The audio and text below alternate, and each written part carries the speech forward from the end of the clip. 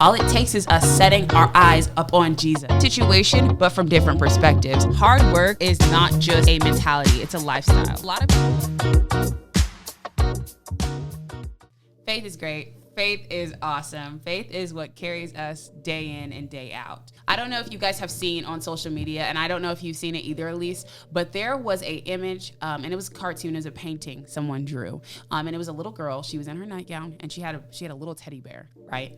And Jesus was standing in front of her, and he had his hand out, asking for the teddy bear she had in her hand. And the little girl was basically insinuating, hey, I'm scared, I don't want to give this up, I've had this for the longest, etc. What she didn't see, but what we saw, was that Jesus had this ginormous teddy bear, had to be at least 15 times as large as the one she had in her hand. And I think that speaks to the struggle of a lot of Christians today. And I can definitely say it's been a struggle for me as well. Being able to continue to have hope in something that you can't see is more difficult than I think we lead on sometimes. And so in a day-to-day life of saying, I'm going to continue to pursue Jesus and know that he's got great plans for me, that's hard. That's really hard when you can't see what God's got behind his back. What we do know is all things will work together for our good. We have scriptures that point towards saying Jesus has all good intentions for us, but still, that does not mean that it's easy to give up the things that we can see, right? It doesn't make it easy, but what we do understand is that God's got good plans for our life. And all it takes is for us to have that faith in him, saying that he can do all things through us. Philippians 4:13 says, I can do all things through Christ that strengthens me. When I tell you, this scripture has motivated me in ways that I cannot explain. My mom used to say these scriptures to me all the way through my childhood. I can do all things through Christ that strengthens me.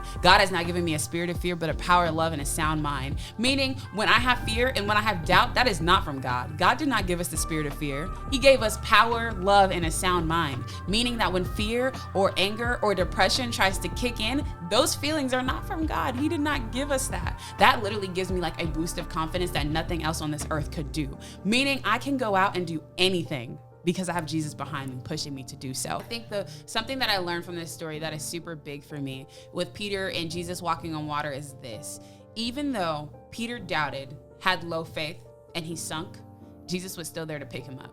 And I think that speaks to God and Jesus's character in all. Meaning, we understand that you go through stuff. God understands that we're human, mistakes happen. That's what his unbelievable grace is about, right? He consistently forgives us regardless of what we do. But the biggest thing is, even when he made that mistake of doubting him for a second, we have to think, how does Jesus feel? Like, for you to doubt him, he's your father, he's done all this for you, and you still have little faith. So he did call him out, you have little faith. Why did you doubt me? And he wants to know, like, straight up. But at the end of the day, like, we put ourselves in the exact same situation as Peter. It's just not as grand as walking on water. When God has told you before that he's gonna give you the victory, when you're gonna pass that test, all it takes is for you that 3 seconds of taking that test to question yourself. And already, you're not questioning yourself. Think about it deeper. You're not just questioning, oh, it's me that's not gonna understand. You're questioning God when he already gave you that promise that you were gonna go through and fulfill that test. When you think about it, when you start to grow and build on top of that stuff, what can you really do? What can you really succeed in? How well could you fulfill your purpose on this earth if we genuinely took time to get rid of that doubt and that fear that we have? All it takes is us setting our eyes up on Jesus.